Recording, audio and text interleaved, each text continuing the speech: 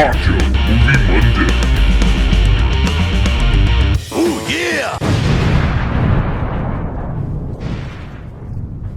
Hello and welcome to another Macho Movie Monday. I only have one clip that involves movies and Monday, so you know. We're gonna play it even though... Popcorn in a blender. Happy fucking Monday. Even though I enjoyed this movie. Same. But, you know, we'll get into that. Later, we have an itinerary that we're going to stick to this time. Started writing it down. We wrote it down so we know what to do. It just took 6 episodes. So I'm going to leave it to the host to do it. Know. So this week, it was Kyle's pick. We watched The Long Walk. It's a long walk. Don't get it confused with Walk Hard. Dewey Cox story. The walk hard. Which we should do that, huh? We should have. I don't know. I don't think you want any part of that. Oh no, not the Temptations. I think I do. We'll get Tim Meadows to Guest star. Yeah. I'm sure he'd do it. He's not busy, right? Well, I don't know. I mean, there's probably not going to be another Peacemaker season, so I mean, yeah, he's not doing nothing. But yeah, we did the Stephen King movie. Well, Stephen King didn't direct it. He just wrote the book, and they were just like, hey, let's make a movie off this one. Adaptation. Yeah, we did The Long Walk, which is a 2025 American dystopian survival thriller film directed by... too many words. I know. But at some point, you got to narrow it down to 2. Right, like, Jesus Christ. Didn't we have the same discussion last week with last week's movie? I think so. Trying to figure out what it was. Drama, comedy. Romance. Jesus. Directed by Francis Lawrence and written by J.T. Molnar. It's based on the 1979 novel by Stephen King. A.K.A. Richard Bachman. Or Richard King. Stephen Bachman. Stephen Bachman, Richard King. Before I get into... Oh, well, I guess I can go ahead and say who it stars. It stars Cooper Hoffman, which is the son of Philip Seymour Hoffman, R.I.P. David Johnson, who is now... Black Panther. Garrett Waring, Tut Naut. Yeah, I knew we were going to have a hard time pronouncing that one. Yeah. Judy Greer and Mark Hamill, because I don't recognize anybody in the rest of the names. So I kind of agree. Yeah. But we'll get into the rest of the stuff in just a second, because I want to know, even though this movie's only been out for a year, what's your history with this film? I saw it the week it came out with my father. Oh, yeah? Because he was still around, you know. He didn't... that sounded... Out of context, that sounds bad. He's in Florida, guys. Right now he's in Massachusetts, but he lives in Florida now. He's not dead. I apologize. Was that what... I didn't know this was my history. Yeah, he came up for the weekend, or for that day. We went and watched this movie, and it was...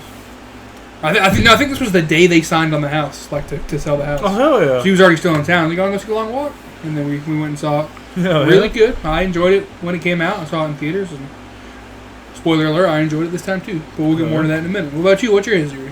I wanted to go see it. I think I was busy that weekend, so I wasn't able to go. There were a lot of movies coming out around that time too, I believe. Yeah. That we wanted to see. That is one of the ones where we didn't get to see it together. Yeah, and then my wife wanted to see it. And we still never got to make it to see it in theaters. And then I got a new job. And then, I'm talking at the end of 2025, I got a new job. Right. I started working. They found out that I like movies, and one of the ladies I work with was like, "Hey, have you seen The Long Walk?" And I was just like, "I have not." And she was telling me it was really good. Yeah. So I was just like, "Oh yeah." Because she has good taste. Yeah. I went in the day after I watched it. I went in and I was, hey, I finally checked out The Long Walk. Yeah. I was like, it was good. We'll get into what I thought, but right. But yeah. But yeah, so my first time watching it was on Monday. We record these on Fridays. If you guys were wondering. Some of that inside So baseball. So technically, right now for us, it's Macho Movie Friday. But for you guys, Macho Movie Monday. Macho Movie Monday. Because everyone needs at least something good on a Monday, you know? Yeah. And Ned Declassified told us it can't be Monkey Monday. Yeah. That ended badly. And then behind the set, Masturbation Monday wasn't great either. because they were fucking giving blowjobs apparently. Yeah. But that's a story for the other pod. Fucking hell. Maybe you'll hear more about that Wednesday. Probably not. I don't like bringing them up ever. Tune in to find out. Yeah. Let us know in the comments if you're a fan of both these podcasts. If you watch both of them during the week, and your name's not Mikey, you know. Let us know if you're excited for the Thursday one coming up. Yeah. I mean, it's just us giving our NFL predictions. But you know, if you like football, stick around. And Jeff's gonna work pretty hard on it. Don't give me that look. And also, this is a spoiler alert for Wednesday's pod. Tito's back. He won't be on, but he's right over there. I did get him out of storage. I have to put clothes on Tito. Yeah, he looks fun. For viewers for new viewers. Yeah. Tito is a decorative skeleton that my dad bought, and then he just let us use it for the pod, and then we just adopted him into Tito. We adopted him into the family. Yeah, and Tito's also a good luck charm for me and the Cincinnati Bengals. Some weird way, I don't question it, because every time I have him out, they do really well in the season. And the past couple years he's been in storage, they've done terrible. Are you gonna put the Bengals jersey? Yes. The Bengals jersey on him? Yes, Hell yeah, dude. He's already wearing the hat, so. Yeah. Unless I go to the game, then I'll wear the jersey. Right. Yeah, we are going to the game, right? Yeah. I'm excited. Yeah. I'll get a ticket. I'll get a ticket to some point. Hell yeah. Probably closer to. Right. And it's not the whole of November, December. Yeah, the week of Christmas. Yeah. Actually. For fuck's sake, it's Christmas. Anyway, back to the long walk. Back to the. Sorry for the tangent there, guys. That was a long walk off. This is pre-chug. This is pre-buzzball chugging too. Yeah. You know, Mondays are already hard enough. Yeah, we don't want you to have to deal with buzzballed macho burgers. Yeah. Would you recommend this movie? No, I'm just kidding. Yeah, I definitely would, for sure. I'm already a big fan of Stephen King, and like most of the adaptations are usually pretty good. Yeah, there's a couple. And a lot of the new ones have been really good. There's a couple of stinkers in there, but this one's really good. I enjoyed it. I would recommend it. I can't remember them off the top of my head, but there's a couple stinkers in there. Yeah. I would recommend it to people, but I'd also give them a heads up, like, hey man, maybe don't watch this one alone. Yeah. This is gonna make you kind of sad. Make sure you get the tissues. Yeah, watch it the same way you would watch Game of Thrones, and don't get too attached. Or anime, just don't get too attached. Make sure no one walks in at the wrong time. Oh man, who's cutting onions in here? Now, let's get to the box office results. Hell yeah, tell us. And what wouldn't you like to know? I think I do. The Long Walk was released in the United States by Lionsgate on September 12th, 2025. That's why I couldn't go. It was my mom's birthday. Oh, okay. That's why I couldn't go to the movie. That's crazy. It was September. I thought it was. Oh, yeah. I thought it came out earlier than that, though. Yeah. The film received positive reviews from critics and grossed $63 million on a budget of $20 million. Nice, good for them. Nice. Hell yeah, dude. There's an alternate ending. Yeah. In an alternate ending, Pete drops the rifle at his side upon sparing the Major's life and continues walking, still disillusioned from his wish. Postscript revealed that 3 envelopes filled with cash each month were mailed to Hank's widow, Ray's mother, and Art's grandmother, the last of whom also received Art's rosary and cross, which he had given to Ray before deciding to stop. It was implied that Pete was responsible for the mailing. Aw. I wonder why they didn't go with that ending. Yeah, because we'll get into more with the plot, but I even on the rewatch, that's the one thing I still have a problem. Like, I get it because he gets corrupted, kind of, but at the same time, it's like... Yeah, that ending would have been better. Yeah, I kind of agree. It would have ended on a more positive note. Yeah. The film closed the 58th Sidgus Film Festival. I don't know what that means. What the fuck are you telling me? Stygius, maybe? I don't know. Hey, look. Sometimes I know some of these words, and sometimes I don't know some of these words. Right. Okay, well, check this out. First of all, you're throwing too many big words at me. Okay, now, because I don't understand them, I'm going to take them as disrespect. Watch your mouth. I know some of these words. Watch your mouth, Wikipedia. We'll get into the critical response in a second. I should start pulling Roger Ebert. I almost said Robert Egert. I should start pulling his website up. Yeah, it's fun. Variety, I don't give a fuck about. Okay, so accolades. I want to get to that before I get into the reviews. So at the Astra Creative Arts Awards in December of last year, it was nominated for Best Sound Unit Director, Best Marketing Campaign, Best Book to Screenplay Adaptation, and Best Supporting Actor for David Johnson. And that was also at the Astra Film Award. And at the Austin Film Critics Association, David Johnson was also nominated for Best Supporting Actor. And then it was also nominated for Best Ensemble. Film Independent Spirit Awards of February this year. It won the Robin Altman Award. Don't know what that is, but they actually won. The Florida Film Critics Circle, they were the runner-up for Best Supporting Actor for David Johnson. London Film Critics, he also was nominated for British/Irish Performer of the Year. Is he British or Irish? I think he's British, yeah. Oh, okay. I should have known by the way they spelled Johnson. Yeah.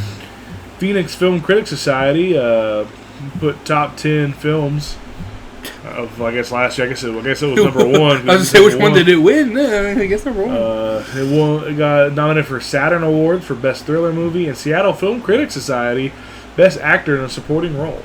To be fair, this was like the first thing I've ever seen David Johnson in, I think. So he was in Alien Romulus, which came out like a little before this, but I don't watch the Alien movies nowadays.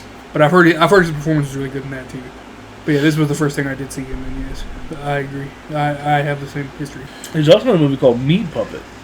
So, on Rotten Tomatoes, the critic score is at 88%, and the viewer score is at 85%. Hell yeah! So yeah, there we go. And then on Metacritic, Certified Fresh. That's a Wendy's ad plays. Meta score is at 71, and the user score is at 6.7. Still confusing. Mm-hmm. Yeah, still. I will mention it every week when we look at Metacritic. Their scores do not make sense. And then IMDb, I'm throwing them in there. The rating is at 6.6 out of 10. I'm curious to know why it's lower on there. And then the last one that we do here, Letterboxd. It has an average of 3.5 stars out of 5. Really lower than I thought it would be. Yeah, no. That's crazy. Well, I mean, a lot of the pretentious moviegoers are on Letterboxd. True. I watched the Burback's video. Yeah, so did I. Yeah. The Rise, Fall, and Yeah, Rise. I watched that on lunch the other day. I watched it in between jobs. Nice. I was at the Bojangles. Bajingle Jangles. Any funny reviews? The top comment says, "We as a society simply have to make sure that Mr. Beast does not ever watch this film." That's good. We should try and pull a couple of funny ones before we start next Someone time. that's showing up to do this in Converse is insane. Yeah, what the fuck, Hank? How did his shoes not fucking fall apart, but Garrity's did? Yeah. Whack. I had to hold my pee the entire screening, so I guess I'm kind of with them in spirit. I don't know. I have a fun fact later that kind of ties into that, so interesting. I do remember whenever they were marketing this film, certain theaters took out the seats, and they had like actual like treadmills. Okay, just burn the fun fact, I guess. Oh, I'm just kidding. Well, we can talk about it. Because whenever it said the marketing thing, that's probably what they're talking about. Whenever it was nominated for the best marketing award. I would try so hard because like I'm not one of those people that like fucking wants to stop watching a movie halfway through. They would kick you out if you stop. If you did. Now, so like I'd be walking like I'm not gonna. Did you get 3 warnings at least? Right, at least hopefully. I hope. I don't know. Dude, that's crazy. Yeah, like if you stopped or gave up, they're like, oh, you gotta go. Yeah, and you couldn't finish the fucking movie. Yeah, dude. I'd be like, dude, I'm invested now. And this movie's like an hour and some change. Yeah. Too, I think. It's like an hour 45, hour 50. An hour and 48 minutes. Yeah, so that's like 3 weeks in a row of doing it. Yeah. No, I bet 2 weeks. For some reason, I thought there was a movie that was Speed Racer was like 2 hours. Yeah. We did see Nimrods, the Green Day movie. It was about the same length. Yeah, that was actually pretty fun. Yeah. Even though the screen started to piss me off. They kept flickering. You kept flickering, like, bro, AMC, just fix it, or just shut theater 1 down, bro. Because all the sound was coming from the front anyway. Yeah, you have 14 other theaters. You can shut that one down for a little bit to get it fucking fixed. Yeah. But yes, sir. You want to get into the plot synopsis? Absolutely. Decided I got into all the box office stuff. In an alternate 20th century, the United States is in a military regime following a devastating civil war. The regime has established an annual event known as the Long Walk. That's the name of the movie. Oh, yeah? Which aims to inspire patriotism and work ethic among the destitute. As the country is in its grips of severe economic depression, 50 teenage boys every year, one from each state, are chosen randomly, given water and rations, and must walk hundreds of miles non-stop while escorted by armed soldiers who broadcast the event. Those who fall below 3 miles an hour per hour or stop walking receive up to 3 warnings before being executed. The walk ends when there is only one survivor remaining, who receives a large cash prize and one wish of his choosing. Although the sign-ups is technically voluntary, nearly all eligible young men do so every year in the hopes of improving their families' lives. Raymond Ray Garrity, our main protagonist, the year's participant from Maine, which is where the walk takes place, he's the hometown guy, is driven to the starting line near the Canada-United States border by his mother, Ginny, who begs him to back out, even though the deadline to back out has already passed. Ray refuses and meets the other participants, including Peter McVries, Billy Stebbins, Arthur Art Baker, Collie Parker, Gary Barkovich, fuck him, Hank Olson, and Richard Harkness. The Major, a mysterious official who oversees the regime's death squad, starts the walk and greets the boys from time to time as they proceed southward. During the first day, Ray gets to know the other walkers and forms bonds with Pete. A boy, Curly, is the first to be killed after he develops a Charlie horse in his leg. Barkovich is shunned by the group for provoking another walker named Rank. Still kind of, even though he bullied him, it is kind of funny his name is Rank. Yeah. I wouldn't have been a dick to him, but it is an interesting name. I would have just been like, hey, that's a bad name. I would just kept going. Exactly. Resulting in his Rank into attacking him, resulting in Rank's execution. As the walk continues, Pete says he wants to use his wish to improve the world. Ray wants to wish for a rifle to kill the Major as revenge for his father's execution over political opposition. Pete tries to talk Ray out of it. So hell, like a bug just flew to my fucking eye. Like, what the hell? Shit. Alright, we can continue. Pete tries to talk Ray out of it and admits that he cannot let someone die to win, and intends to sit down once he has had enough. More walkers die as the days pass, including Harkness. Hank becomes delirious and tries to attack the soldiers, but they shoot him and let him bleed to death. After learning he was married, the boys vow to send money to his widow. Guilt over causing Rank's death and his exclusion from the pack leads Barkovich to beg to join. Soon after Ray agrees, Barkovich has a mental breakdown and fatally stabs himself in the throat with a spoon. Only Ray, Pete, Stebbins, Art, and Collie remain. While walking through his hometown of Freeport, Ray spots Ginny, his mother, and runs to her, apologizing for competing. He is almost killed for stepping off the road, but is saved by Pete. Collie steals a rifle and shoots a soldier, then kills himself after being wounded by the others. Art develops an internal hemorrhage and thanks Pete and Ray for being his friends, before stopping. Stebbins, who has fallen ill, reveals to Ray and Pete that he is one of the Major's many illegitimate sons, and he intends to use his wish to be taken into his father's home. He tells the pair it was an honor to walk with them before stopping, leaving Ray and Pete as the final 2 walkers. On the rainy evening of the 5th day, and after 331 miles, the pair enter a city in which large crowds have gathered to see them win.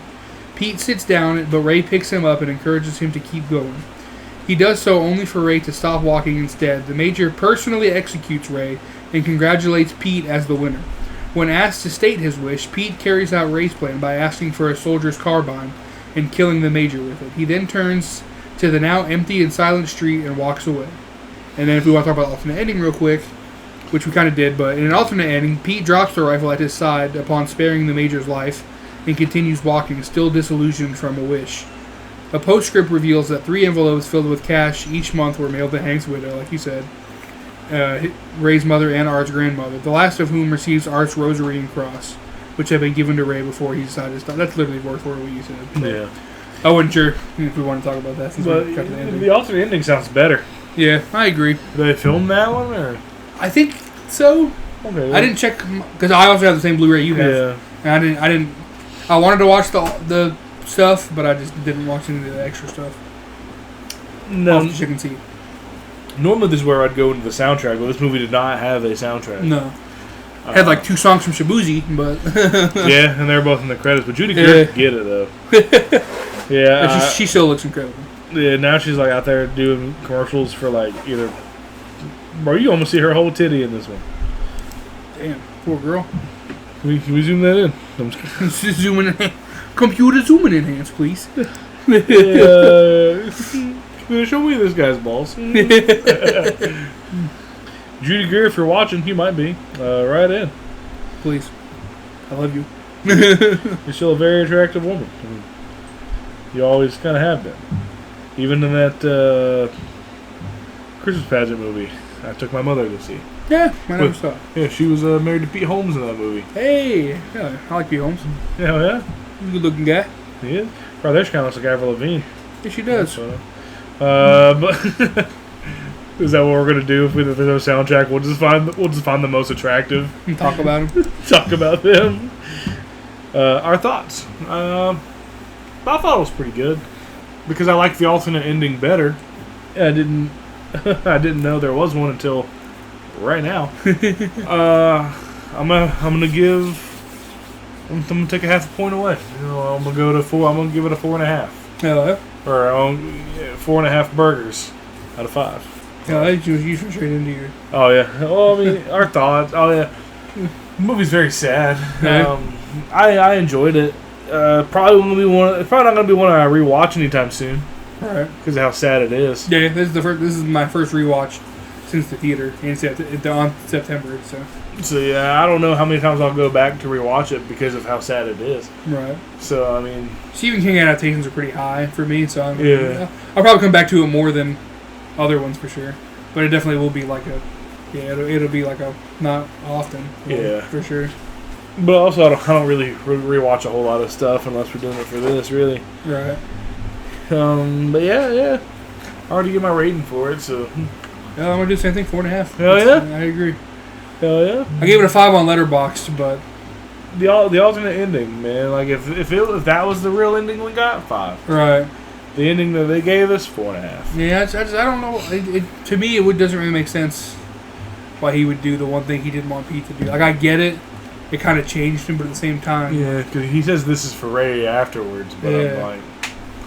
The other ending would have been better, I think. I think so, too. Maybe that's why it has, like, not as high reviews Right. on Letterboxd. True. I just popped my fucking knuckle and it hurt. God damn. Getting old sucks, kids. Don't do it. You got any trivia / macho facts for us? Absolutely. Oh, well, the first one's pretty funny. In the book, the walkers have to maintain a speed of 4 miles per hour.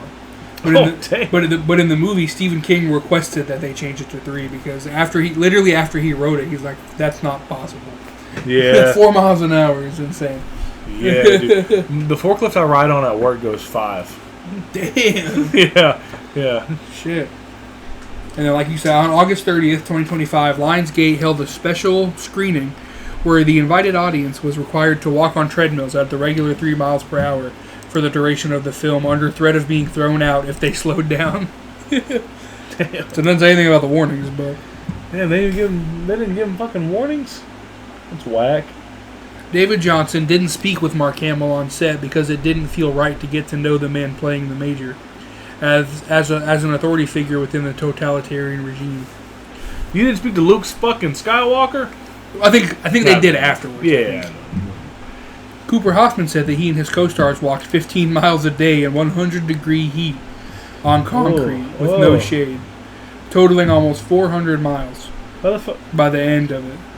Yeah, also, like, it took me out of the movie experience near the end. I was like, how the fuck is nobody sunburned?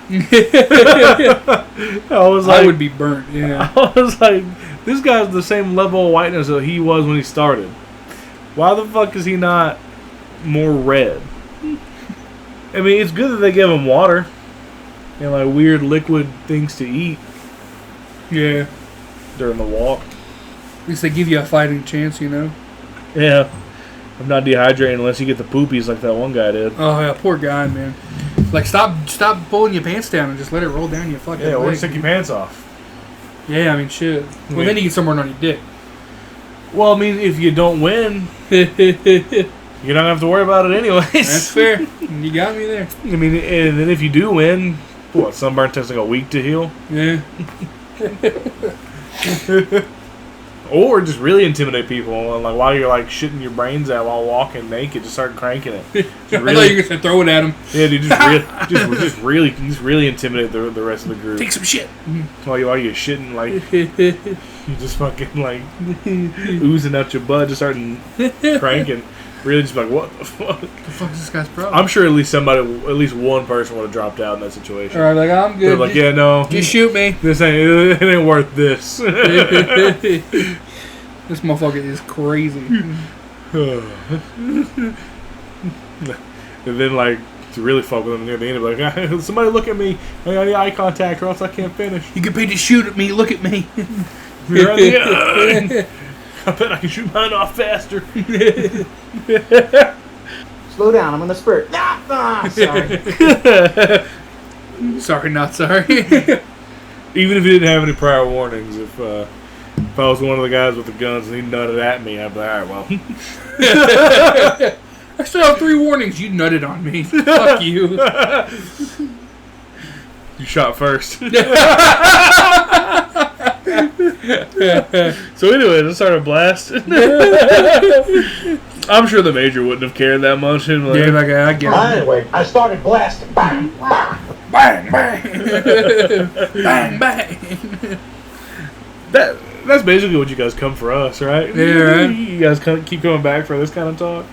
Winnipeg. Oh, they did photography for the movie. I didn't think that Chris Jericho was in this movie.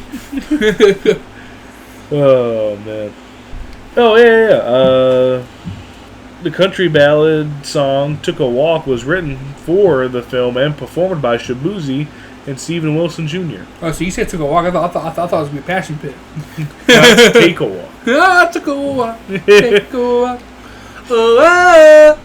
So I'm mixed on that song. Well, I like it sometimes, but I got to be in the mood for it. Right. So I'm guessing all the like people that didn't get any speaking roles, they were just a bunch of fucking chicken McNobodies, and they probably killed those off during the night scenes. Probably, yeah. A lot of people, because that's how most of them died, really. Yeah, because I mean, like certain numbers have like their cast, the person that played them here, Right. and the rest of the numbers, you know, are not there. So I'm assuming they were just a bunch of extras that got killed off at nighttime. Yeah. Someone's not making it to the sequel. The Long Walk 2. Keep walking. Walk longer. The longest walk. Oh, the longer walk. The longest yard. Oh, wait, no, that's taken. So Mark Hamill, let's see what he's been up to. Oh shit, he was handsome as a kid. What the fuck happened? Or not as a kid, but as a teenager. Right. No, that's not better. As a young man. There we go. As a young man. How about we land this plane? I think we're about done. Yeah, money plane. Yeah, nobody wants it. Because on the itinerary, I did put actor, / director, deep dive, and then I put if curious. Alright, let's get the hell out of here. Well, let us know what you thought about this movie.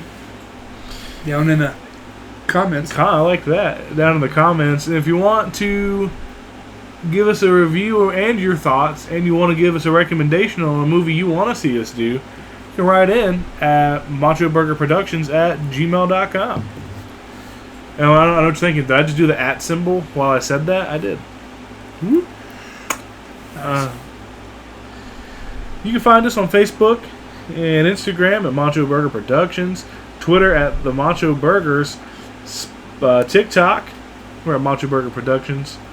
And if you want to listen to the Wednesday show, you can find that on Spotify, iHeartRadio, and Apple Podcasts, and wherever else you can find podcasts.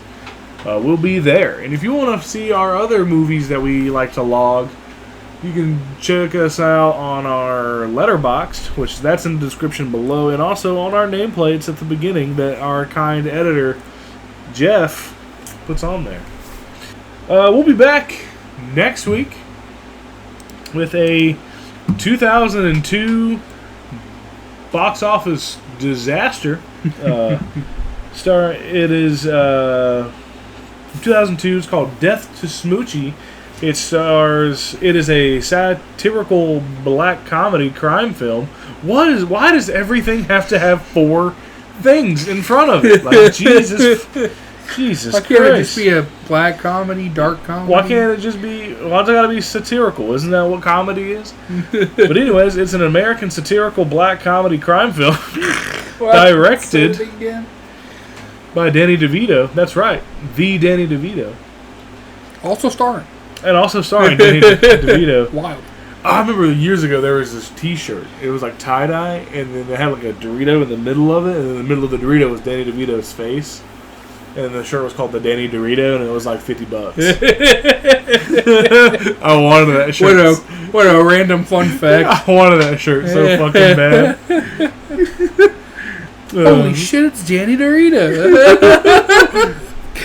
But I couldn't justify spending $50. I had that Macklemore quote in my head. I was like, that's $50 for a T-shirt. Like, it's just some ignorant bitch shit.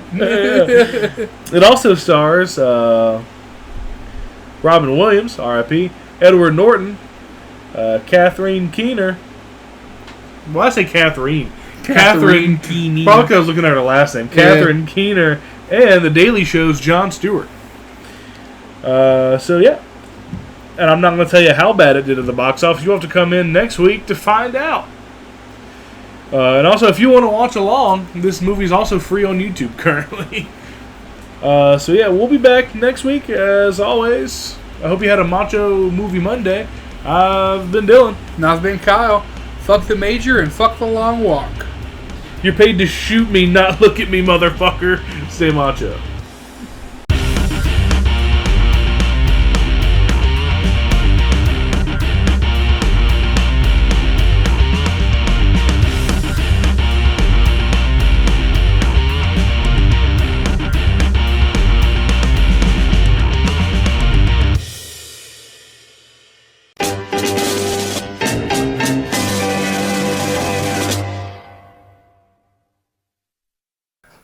Was this a bad idea?